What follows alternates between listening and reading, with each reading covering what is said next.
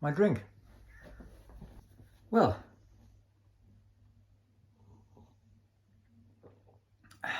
welcome. Today I wanted to take you on a journey through my personal Vinyl 24 or something.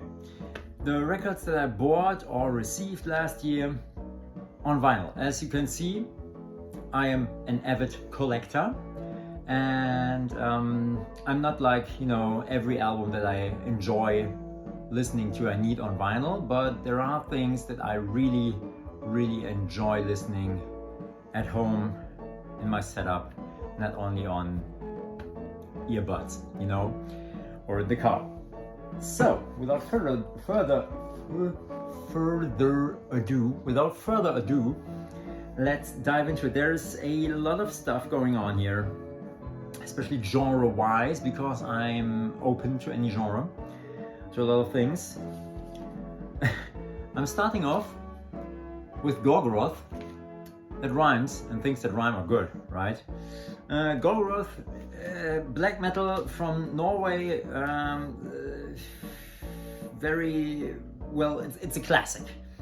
1994, it was recorded, released in 1995 in Grieghallen Studios, the famous recording studio in Norway, where a lot of bands from that time recorded their albums. Antichrist is, as you can see, true Norwegian black metal, very important, and it did feature a lineup where the likes of weird attention mongers and, well, murderers were not on board of that band.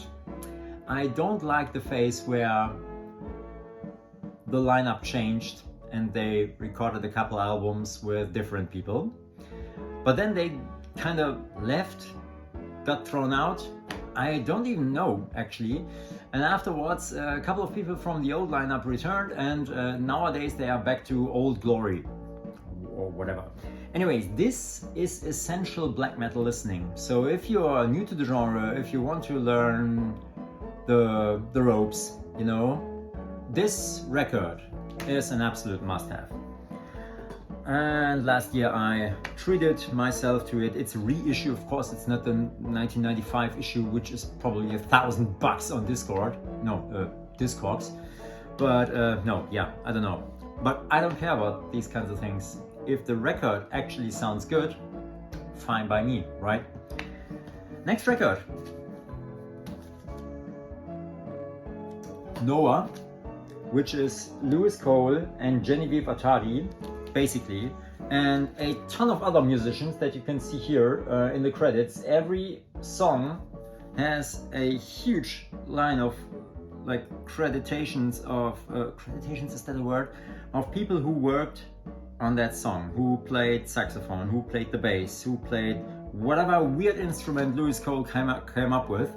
And this record, Noah didn't have a record company for this, so they self-released it, which is pretty amazing. They did this via the Bandcamp crowdfunding system. I guess there is something like that. So nowadays you can, on Bandcamp, Bandcamp is, as probably some of you may know, an online streaming platform, but with direct royalty link to the artists. So it's the best way for artists to actually earn money, because if you buy a record from Bandcamp, either digitally or physically, the money directly flows into the hands of the artists. Of course, Bandcamp takes their personal fair share of that, but for this, the Bandcamp service itself is free. So I'm a fan, and recently they did this thing where they offered artists to handle the entire vinyl pressing and production process, and even the shipping for you if your followers, your audience bought enough records for that to finance the entire endeavor. And that's pretty cool. And this one is the first record that I received via this system, and it sounds great, looks good, like grading is nice, not like, you know, sometimes you buy records and the cardboard is cut very cheap, you know, you have frizzles on the edges, or I don't know, like, you know, like dust, cardboard dust from the cutting process, and it's not really clean, not crisp. Or maybe the label itself on the record is like misplaced or something. Anyways, great record. My tip would be I'm the President, which is the first single. There is a very, very good recording video of the song in Lewis Cole's house. He's playing drums in the stairwell, the staircase, on the stairs, and the rest of the ensemble is sitting in the kitchen. There's a bass. I think Sam Wilkes is playing bass and Jacob Mann is playing the keyboard, I believe so. On that video in a hallway, which is like narrow, like this. It's I believe it must be narrower than my 2 record shelves here. So I don't know, very funny video, and you know, great production as always. It's just Lewis Cole is the epitome of do-it-yourself, and then again he became like a conductor of a whole orchestra because he now plays with entire orchestration live. Bonkers. Great record. And this is a little further into the year. I got this for my birthday in June. I don't know if anybody knows them. Heavysaurus. It's a Finnish kids metal project with the musicians dressing up as dinosaurs and wandering. They dress up, they go on stage, play actual instruments. It's live, it's not playback, you know, what you would like presume. It's actual real musicians, and they play live music in their costumes. It's like basically it's gore for kids, you know. Then they have nice lyrics, they have catchy tunes, really good songs actually, and the concept comes from Finland. They started off there, and you know, Finnish metal musicians are chef's kiss, top notch, you know. They really know how to do metal, and so they did this, they created this, somebody, I don't even know who, but then I believe it was Sony, yeah, it's Sony. They bought the concept and brought it to different countries and translated the music into the local languages. And so, for example, if I go to a Heavysaurus concert with my kids, then the band will sing in German, so the kids will understand and sing along with it. And that's pretty great. So each band, of course, consists of different musicians, and that it's not like the unique band is touring all the world and can sing all the lyrics in all the languages. But you have it's like a Blue Man Group, you know. You have different styles, different sets of people who are able to do the set, and yeah, well, so pretty funny thing. What do you have here? Oh, yeah, okay. This is like I have to do this differently. There was a sale. There has to be a 4th record here in there somewhere. There was a sale from Cityman Productions because I think Timo was the guy. He closed his record label, and that is sad in a way, of course, because it's always sad to see record labels go. Then again, you always see new record labels opening up, so the industry is still, you know, especially the do-it-yourself industry is still there. Do try to contribute and buy records off of do-it-yourself labels. They deserve it. It's a shit ton of work, and you know, the huge labels, they earn money either way, and they only pay their big artists, so F them, I guess. But you know, the small labels, those are the ones. Cityman Productions, I don't know if you can see this, they are a vaporwave, city pop, mellow, mall soft kind of label, electronica in a way. And I bought 4 records in there we are closing down the label sale. First one was Waterfront Dining. The record is called Comfy, and it is exactly this.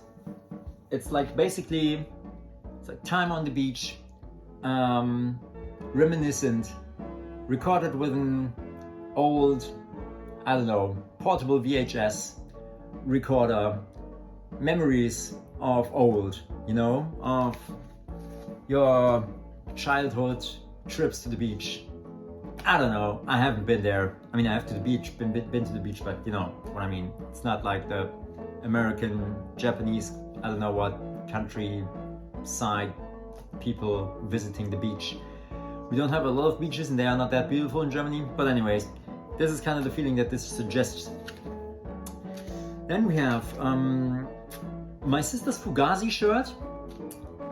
Also pretty fun, a little bit more upbeat and not so vapor wavy, but it's more poppy. Great record.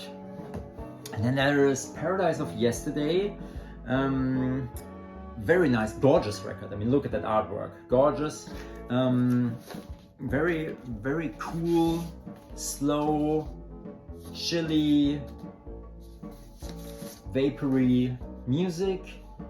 Really good for listening to in the background when you have friends over, or if you want to chill out on the couch in the evening. I don't know.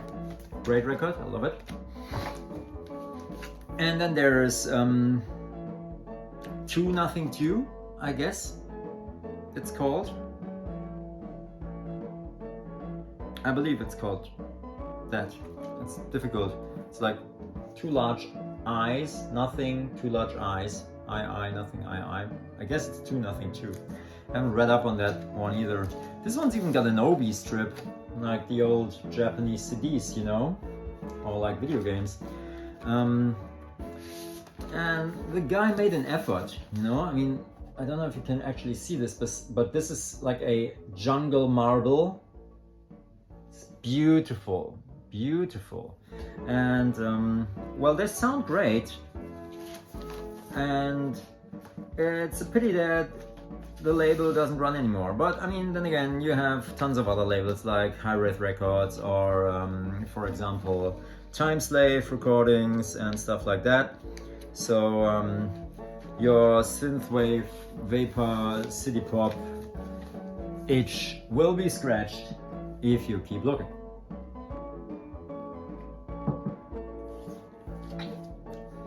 In summer of 2022, I went to Gamescom, the German video games fair, one of the biggest ones in the world these days. It's like similar to the E3 or something.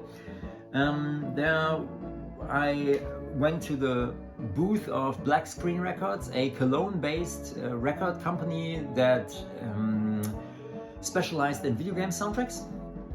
And these days they are not only a label for video game soundtracks, but also a distributor of other video game record labels. So at Black Screen Records in Germany, shipped from Germany, so no taxes, no exuberant shipping costs, you can actually order everything from Mondo, from Data Discs, from IM8-Bit, from all those companies that you know that make video game soundtracks on vinyl, and where through taxes and through like import-export fuck-ups in this world, you have to pay an arm and a leg just for one record, like usually more than the record price, only just for shipping and handling. And then sometimes even taxes come up top, you know? So that sucks. But Black Screen Records really does a fine job of being the best distributor in Europe, actually, if you so will, because, you know, shipping within Europe is fairly okay-ish, or at least in the EU, let's say that. And so you can get your records from them instead of buying them off of the American record stores, record label online stores, which leads to a lot of shipping costs. They, Black Screen Records, there's the label,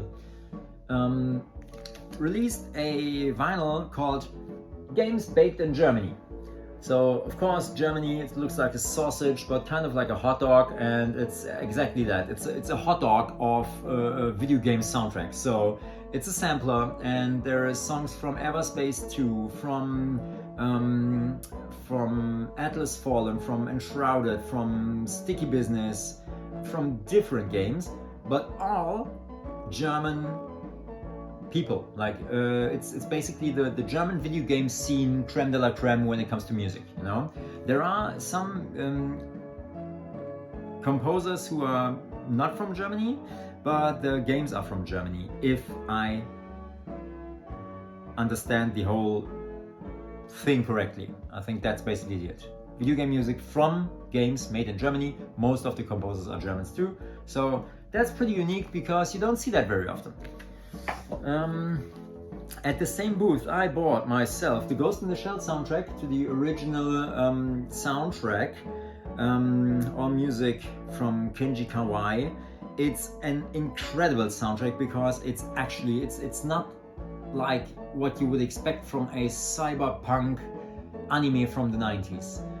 If you play Nier, the video game, it kind of sounds like that because it has those choirs, those unsettling atmospheric choirs that just sound like nothing else and represent the mixture of futuristic concepts and folkloristic humanitarianism, I guess. It's a very good soundtrack. If you haven't watched the film, go do so. Then another thing happened last year. One of my favorite post-rock bands and actual friends of mine in the band EF reformed. They had a long pause due to things, family, personal issues, everything, you know, life, I guess, in general. But they reformed and they recorded a new album 2 years prior, 2023. We Salute You and You and You. Great album. And they went on tour to play on tour last year, and I've seen them twice. I was lucky enough to meet them twice, and they are very special to me because I saw them live for the first time with my wife, and so we both, my wife and I, are friends with the band, or basically with the guitarist, with Daniel. And my band Bold, we played together with EF on 2 festivals last year, or 1 festival last year, 1 festival 2023, and that was awesome. And they are absolutely stunning live. They make people cry out of numerous reasons. It's beautiful. It's absolutely beautiful.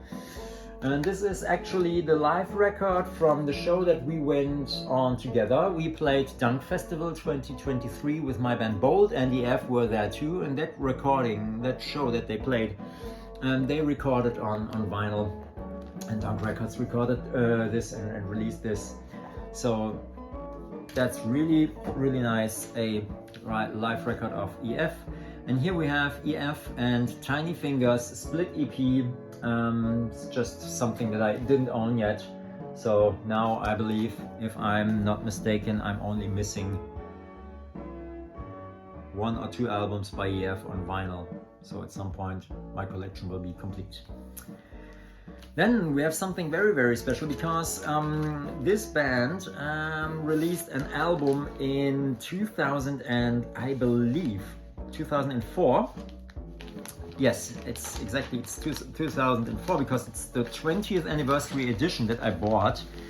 20 years later, they released this record on vinyl. It's Disillusion, Back to Times of Splendor, an absolute powerhouse of technical melodic death metal, so to say. It went in the vein of Dark Tranquillity and the likes, but in a more complex, more proggy vibe. This record is something unique. They released an EP up front. Nobody really noticed.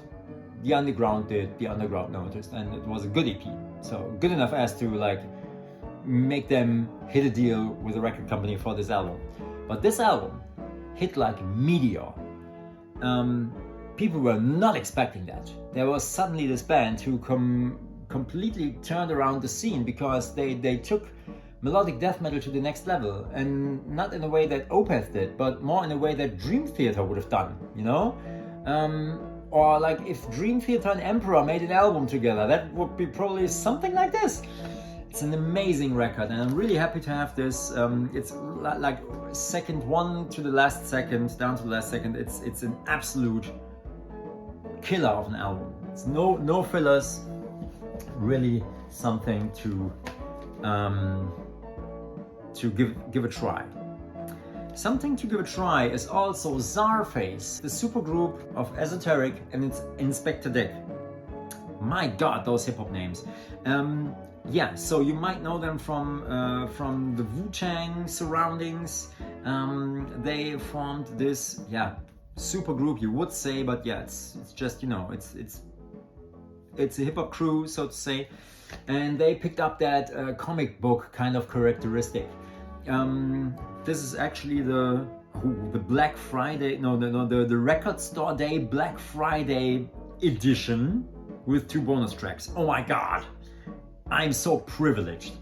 Yeah, I don't really care about the Record Store Day, but it was just the edition that my local record shop had at hand, so I bought it. And it's just as good as the other albums. They have one constant high quality level of American old school hip hop with samples like MF Doom style, you know, from old Marvel cartoons, you know, the TV shows. Sample, they sing about video games or comic books, less video games, more comic books, but you know, that kind of thing. Very, very cool. Great production. It had me jaw-dropping because the beats were so unique. Killer album. We stay in the hip-hop genre. Last year I came around to buying Talib Kweli's and Madlib Liberation 2, which is one of the albums that, you know, you need to listen to in 2025.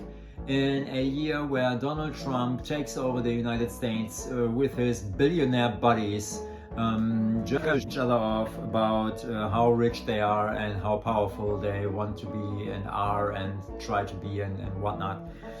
This album is the power to the people that you need in 2025, and it's from 2023.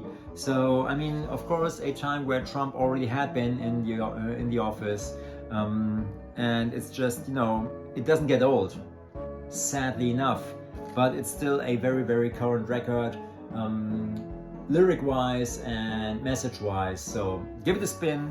Talib Kweli, one hell of a rapper, and Madlib, you know, the beats that they create, great. And they've got a ton of features like Mac Miller, Moonbird, Wild Child, or Q-Tip. You know, people, great.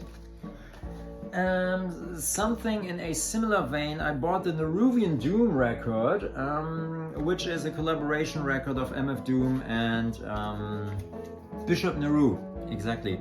So it's basically Bishop Nehru and MF Doom.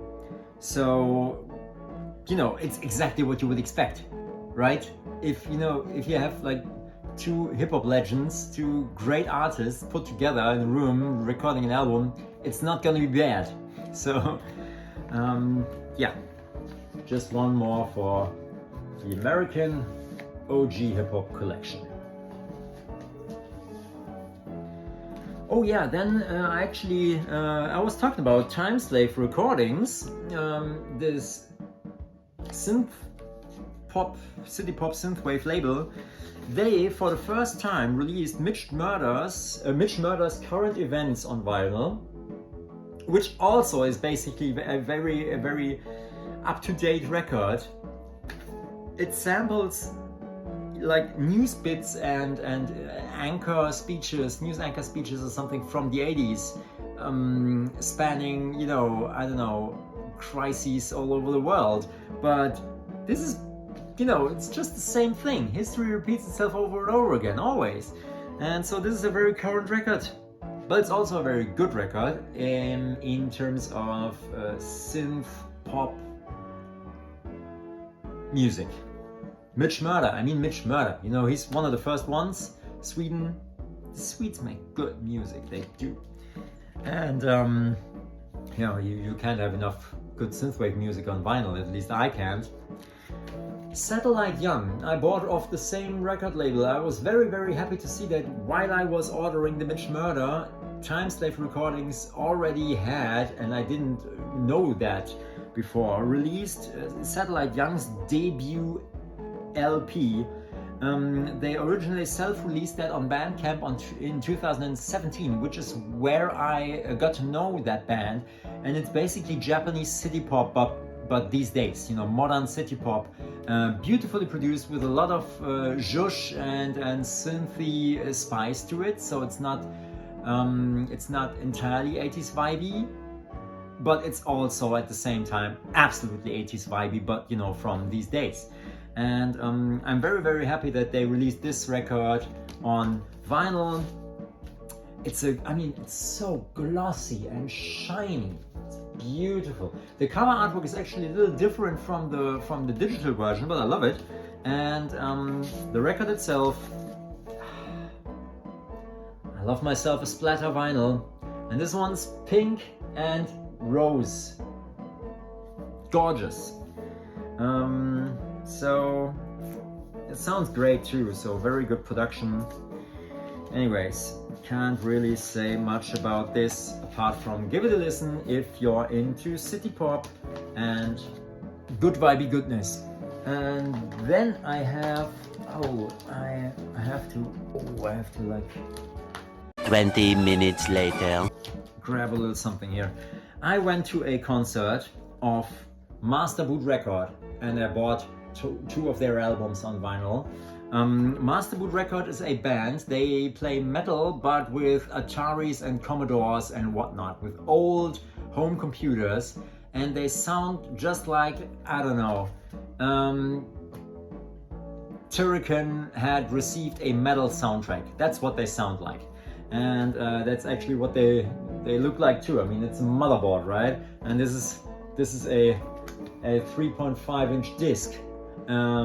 It's absolutely amazing. It's gorgeous, and so they make this kind of retro vibe heavy metal. And I saw them live, and it works really well. To be fair, I didn't expect them to be this good live, but the band was absolutely amazing. The guitarist, the guitar player, I don't know, his name is not in the record, I believe. He was grinding down on his guitar, sweeping up and down every song, each solo. It was like Joe Satriani all over the place. It was insane. Got my copy signed because they were nice enough to go to the merch stand and sell the records themselves, apart from the merch guy, or just be there and sign records and talk to people. So really nice. This year they're going to go on tour with Igor from France, which is something I would really like to watch. So if you wanna see those weirdos together on stage, now's the time. Speaking of 3.5 inch discs, this is a record which is actually a 3.5 inch disc. You can actually move this thing here, and here you see the black of the vinyl, which resembles the black magnet tape of the disc in the days where 3.5 inch discs were all the rage. This is the blue screen of death. With the record, there are just 16 steps down to hell, and we played a show last year with my band Bold in Bremen, and we were lucky enough to be hosted by Claude, who was the singer of the Blue Screen of Death record. If you remove the metal clip, you can open up the box, and it's a plastic box. It's pretty much exactly the thing. Even the 10-inch sleeve has a cutout so that you can put it in a way that if you move the metal slider, you can actually see it's so well thought out. And the label, they just made such an effort to make this record actually look like the real deal. It's wonderful. And I think there are like 100 copies out there. There's also a white plastic edition. Don't know how many of those exist. But anyways, it's a very cool record. Either way, it's a very cool record. It's basically Atari core. You know what? I don't know, Nintendo core, Atari core, call it what you want, but you know, the classic thing that like caused the band and stuff like that do. But very, very well done, very, very well executed, and well, the packaging is just, it's everything. It's awesome. Then last year, Envy released their new record, Yunoya. And well, it's Envy. It's the Japanese post-hardcore master legends, unreachable in my opinion. They are absolutely amazing and absolutely unique. They are one of a kind, and it's their new record. It's great. To my personal opinion, I don't like it as much as the previous record, but it's still a great record. A lot of vinyls that are just black and white last year. Red Wars from Health. Some of you may know them from the soundtracks that they did. They did the soundtrack to Max Payne 3. Not a very good game, but kind of a cool soundtrack. But their regular stuff that they release, you know, it's also very, very unique. It's like a mixture of Ministry and I don't know. It's something. It's industrial metal in a form that hasn't been done this way in a long time. Let's put it that way. And Red Wars, in my opinion, is the best record that they've made so far. And now I have a triarch of Zombi records. Zombi is one of my favorite bands. And they sound like, this is the latest record, Direct Inject from last year. They sound like Goblin, like the old Dario Argento films soundtracks, you know. They made the soundtracks to Dawn of the Dead, for example, Goblin, the band. It's a 60s, 70s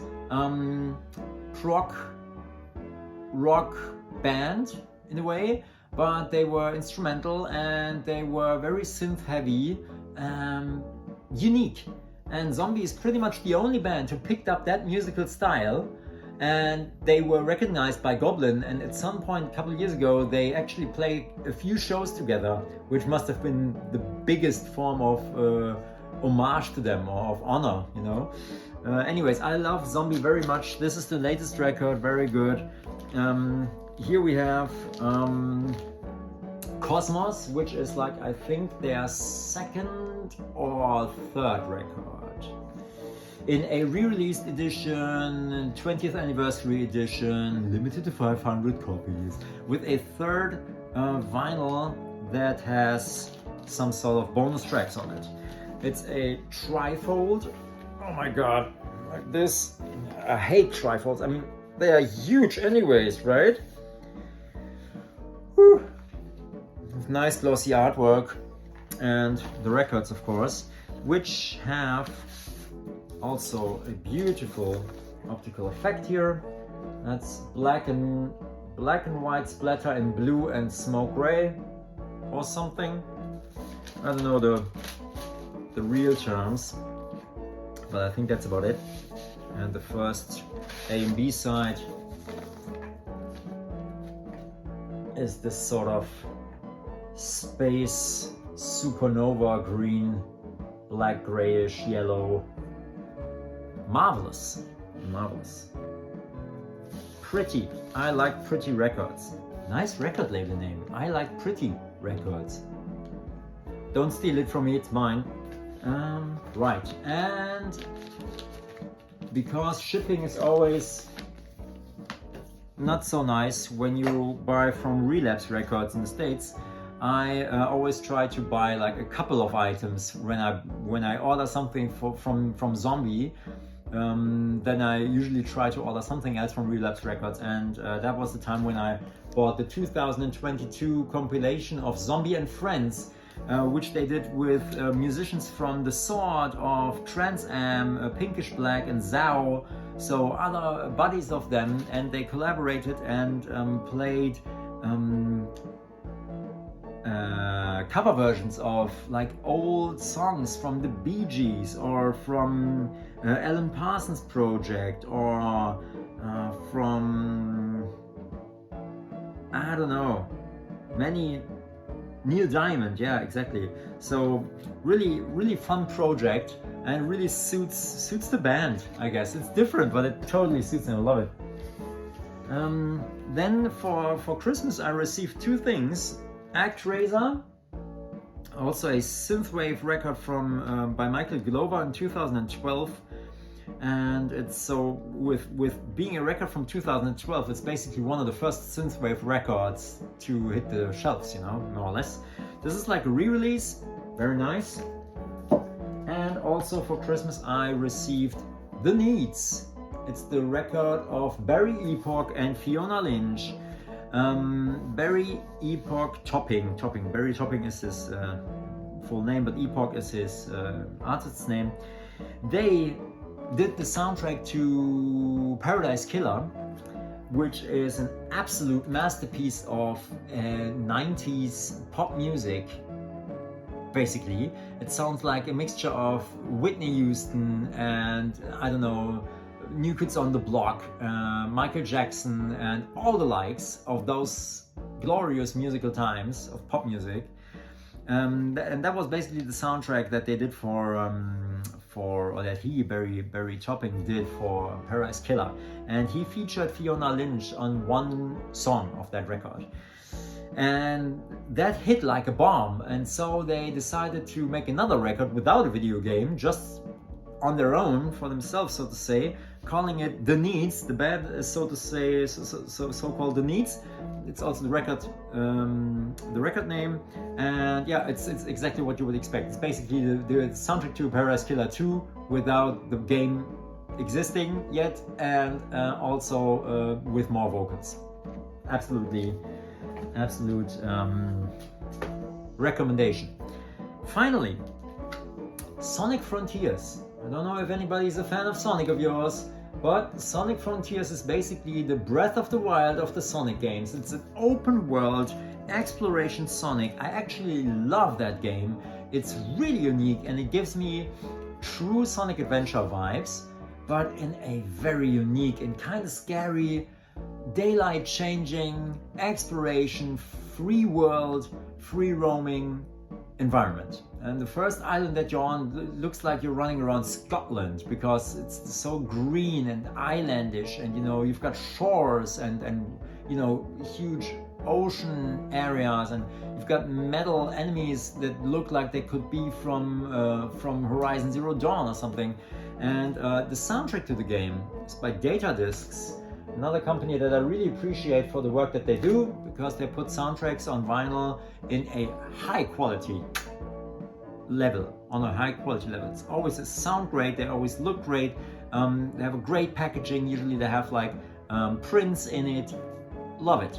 And they released this soundtrack, and it's basically, it's not the entire soundtrack because that one's huge, but it's the music of Starfall Islands. So they have 4 areas picked out, of which the music they released on this double vinyl, and it's so atmospheric and so chill and so not Sonic the Hedgehog. It's unique, it's great.